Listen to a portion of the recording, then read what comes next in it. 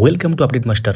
Primary TET 2014 OMR মামলার বর্তমান অবস্থা কি, মামলাটি কি মেনশন হয়েছে, এই সংক্রান্ত ব্যাপারে জানার জন্য আমরা কন্ট্যাক্ট করেছিলাম অ্যাডভোকেট ফিরদৌস শামীম স্যারের সাথে। তিনি এক্স্যাক্টলি কি বললেন আপনারা শুনে নিন। অবশ্যই আমাদের চ্যানেলে যারা নতুন দেখছেন চ্যানেলটিকে সাবস্ক্রাইব করে পাশের বেল আইকন প্রেস করে দেবেন। যারা ফেসবুক থেকে দেখছেন ফলো করতে ভুলবেন না পেজটিকে। ভিডিওটি লাইক করে রাখুন, সবার সাথে শেয়ার করে দেবেন। ডেসক্রিপশনে উল্লেখযোগ্য সোশ্যাল মিডিয়ার লিঙ্ক আছে, চেক আউট এবং জয়েন করে নেবেন। দেখতে থাকুন। জানতে চাইছিলাম যে এই মুহূর্তে যে প্রাইমারি যে ওএমআর সংক্রান্ত যে মামলা, বিভিন্ন ভেরিয়াস মামলা পেন্ডিং আছে, তো এই মুহূর্তে ওএমআর মামলার যে বর্তমান অবস্থা সেটা সম্পর্কে একটু জানতে চাইছিলাম। দেখুন, ওই ওএমআর মামলাটি বর্তমানে বিচারাধীন। হ্যাঁ। সিবিআই তদন্ত চলছে। প্রাইমারিতে যে ওএমআর গুলো সেগুলো কিন্তু তার কোনো স্ক্যান কপি নেই বা তার ফিজিক্যাল কপিও নেই। যেটা আছে সেটা হচ্ছে এডিটেবল কপি।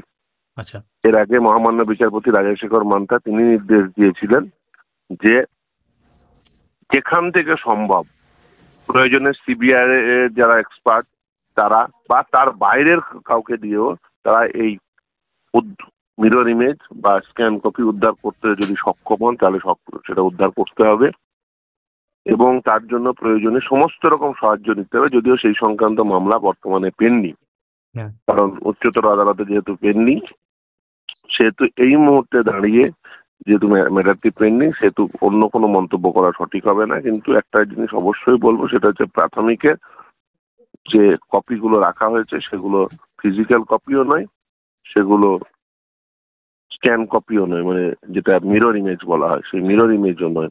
যেটা রেখেছে সেটা এডিএফ কপি, অর্থাৎ পিডিএফ কপিও নেই। ফলে এডিএফ কপি রাখা, সেটা এডিটেবল কপি, যে কোনো সময় চাইলেই সেটা পরিবর্তন করা যায়, এটা পরিবর্তনশীল একটি কপি। সেই অবস্থায় দাঁড়িয়ে কেন রেখেছেন, কিসের জন্য রেখেছেন, কেন মিরর ইমেজ রাখেননি, এই নিয়ে তদন্ত চলছে।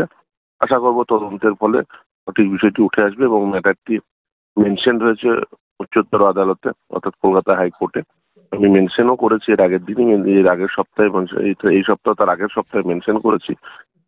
মহামান্য বিচারপতি তিনি বলেছেন ম্যাটারটি হয়তো লিস্টে আসবে, যে কোনো সময় মেনশন এলাও করেছেন।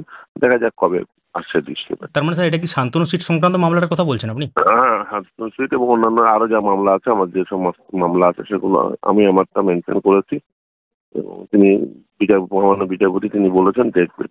আচ্ছা, ঠিক আছে sir, thank you so much sir আমার সঙ্গে সময় দেওয়ার জন্য। Thank you. ধন্যবাদ।